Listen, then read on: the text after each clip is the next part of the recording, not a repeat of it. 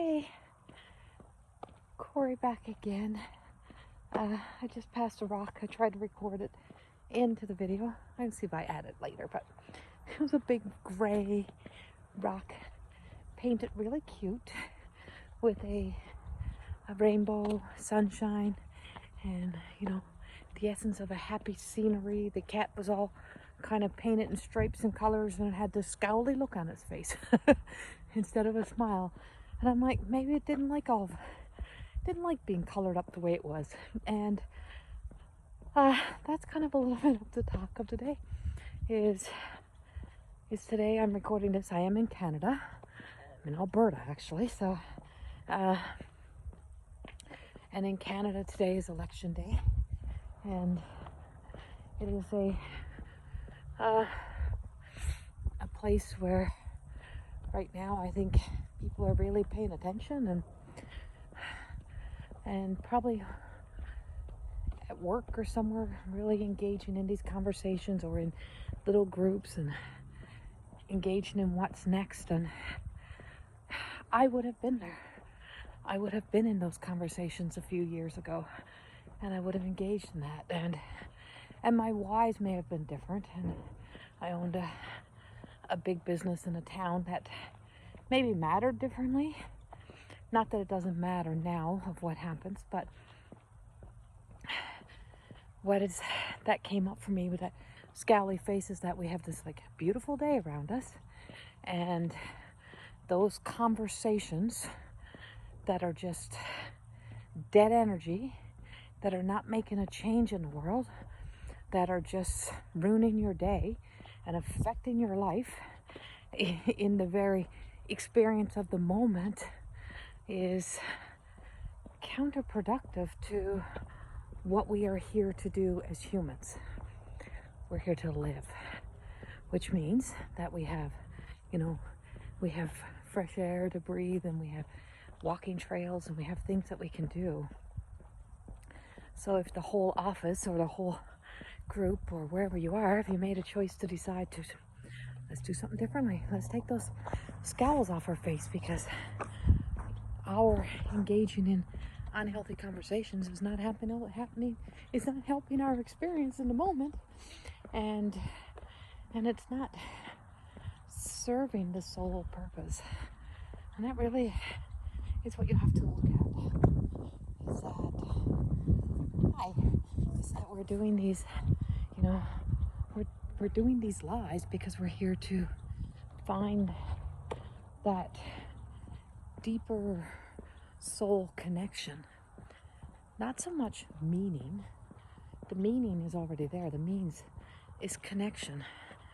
Connecting to that soul purpose. And we try so hard to keep doors open, or we try so hard to keep things the way they should be. We try so hard to get everybody to come in on board to our one way of thinking, our one view. And I always say ours because we are a world and a society as a whole. And so we all contribute in some ways. And what are we contributing to? And so what I came to understand, for me, my personal journey, I don't know how this is for you, but that in that so-called business world, my life was being impacted in the way that my health was taking a beating, and what appeared to be a wealthy life actually was a very depleted life. And we convince ourselves they're great lives because we put things around us. But the debt that we consume, and the money we spend that we don't have, and the money that we spend trying to keep everybody else in jobs and lives, and trying to contribute and trying to live out that kind of dream sometimes. Not saying for all, but if it's not providing what we're here for, then it really doesn't have a purpose. It's not serving your soul purpose, and so you're always still seeking that purpose. So you're living in a world that you make look like it's full of sunshine, but your attitude, your face, your words, your comments, everything speaks a different story. Just looking at a carving in the tree. It's I think something just animals or parasites or something just carved it in there. Bugs. I couldn't get my word out. And so when you're really, when you really take stock of your life, you take stock of what you're engaging in, you take stock of where you are, you take stock of what you've convinced yourself your happiness is, or you take stock of life in general, is really, for me, that on a day now, when everyone else is out working, whoa, this happened to me again here. I don't know why. Every time I'm here in this one spot, I move out of the way because I hear somebody coming behind me on bicycle. But there's never anybody behind me on bicycle. I'll show you where. See if I can. Oh, it won't flip. So I'm always seeing this bicycle. I'm hearing this bicycle. So I move out of the way for this bicycle and I turn around and there's nobody there. Ever. So I have that same, so I'm always running through somebody's, like a spirit's path that it used to run or used to ride its bike or whatever. It's always right there. I can feel it, sense it, know it. I know it's there. But I no longer stop to talk to all ghosts. The world is full of spirit. I don't have time to talk to them all. It don't work that way for me. I don't have that kind of ego or desire anymore in my life. I just keep going past them. And so they're all around us. And but back to this. So it's like my life would have been that, and I lived in that life, and it looked like a good life to the world outside. And when I had to take stock of my life and what I'm still working on recouping from my life is what it cost me. And it cost me more than I could afford to lose, to be a part of that world, to be a part of, investing into a whole world that really didn't even know who you were, didn't even care about who you were. And I mean like into the political game, into your councils, into, it's like we stopped. There was a sense itself, like there was this values that were when we were small and the world was smaller and your community was smaller and your connections were smaller, where it did matter and you did care. But as things gotten bigger and bigger, it's not the same. And so, but that doesn't mean your world can't be the same. So what I discovered was that I had kind of, it cost me a whole lot more, and I'm still trying to rebuild that life. And so today, as everyone else, not everyone, sorry, I really truly pay attention to my words. I'm conscious of my words. And so, not everyone. A lot of people today are sitting glued to their social media. They're in groups, they're at work, or they're with friends, whether it's drinking coffee, whatever that is, worrying about tomorrow, or already cheering on tomorrow, or already caught up in tomorrow's. And here we are in this beautiful opportunity of today. And so when I stopped being caught in that world that I thought I had to be a part of, I'm just stopping for the birds. Look at them. When I thought I had to be a grown-up, an adult in that world, I became this grown-up with attitude, right? And so the unhealthiness, so the emotional maturity wasn't there, the spiritual maturity wasn't there, I was being depleted, I was losing a lot of who I was, but I felt I was productive. I felt I was a part of society, a part of a world. And now I live in this world, and when a lot of people are walking and moving, and I'm caught up in that, I'm at walking the trails, listening to the birds. There's a little bird fight going on down there. And I'm listening to the birds, and I'm listening to nature, and I'm listening to God. And I'm listening to God, and God can be whatever you want it to be. And it's that internalness of creating in this moment an experience of seeing beauty, feeling and sensing that, and sending forward that feeling of my world is okay. My world is good. No matter what else happens, fated is going to happen, experiences are going to come. The world is going to do what it's going to do. And we can't stop it by choosing to live a life of misery. We can't choose it by living a life, like we can't choose to change the world by being angry. And we just being able to be in faith was that I started to know that when I looked and stopped and I started to look at my assets and I started to look at my accountability and I started to look at my accounts and I started to look at the bank of Corey, is I had no health left. I had no time. I had no wealth, but I had stuff and I had debt.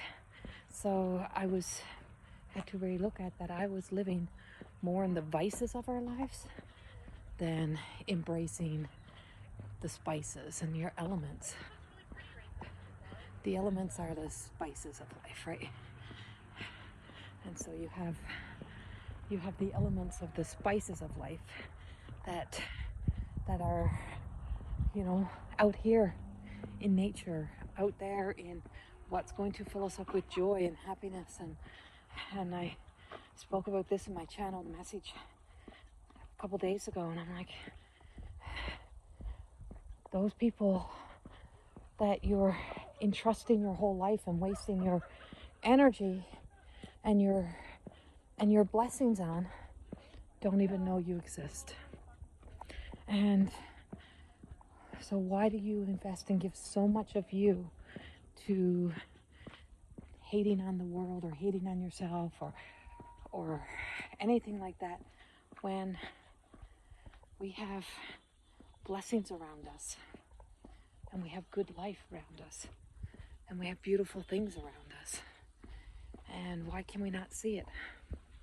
And before I really started to take this on as my life, before I could really own this as my true life, what I discovered was that I had even convinced myself that the world was, that I could barely even walk anywhere because I couldn't come into the trails because there might be somebody there who might not have good intentions. And what a sad world that is. And now I walk knowing that the really not good intentions was not in these trails or me walking with nature. It was in a world outside of me that was contributing to depleting that unhealthy life. And so we try to convince ourselves of a lot of things and a lot of stories. And we engage in a lot of things and a lot of stories. And they're all stories. And we have an opportunity to create our life, our happiness, our joy, the things that matter to us, and do the things for the right reasons. Hello. And so when you make those choices and you choose to start investing into the bank of you, when you choose to start looking at your world in a different way, when you choose to stop and look at this world that I'm fighting so hard for, is it really my world? Is it really where I belong? And have I told myself those lies just so that I don't have to become uncomfortable in having to make some new choices and some new decisions to do things a little differently than I did them before? There's a lot to be learned, and we've been programmed into that world, but it doesn't mean it has to stay your world. You get the choice to choose. You get to choose. And nobody can make the first steps for you. Nobody can take the action steps for you. But if you're sitting in a space or an office today and you hear this, you start listening to this and listening, turn away from the conversations that are just, someone else just ran past me again. Turn away from those conversations that doesn't serve any souls, doesn't help the souls that are here, doesn't help the trapped ones get back home where they need to go. And just know that there's a lot to be learned by nature. There's a lot to be learned by stepping out. There's a lot to be learned about stepping more into beyond your human will, your ego will, and dropping the can'ts or dropping the you don't understand or dropping all of those things and saying there is a possibility that I can, that there is something different, and I owe that world nothing. And why am I investing so much of my time, my energy into the world that I owe nothing? Remember that. But you owe your personal life in here, because if you just missed out on all the opportunities to enjoy your family and you drop over of a heart attack and you missed it all, then you missed out on this one opportunity to be the one human, the only opportunity you get to be of this human that you are today. And that'll be sad. The return home is not sad, but you came to be this human. You came gifted and blessed to be this human, and to stop living in that tension, stop pulling. And if you look at the world, that everybody's ultimately fighting for the same thing, everybody wants the same thing, everybody's just programmed differently, talks a different language, looks at it differently, sees it differently, but in the end everybody wants the one thing.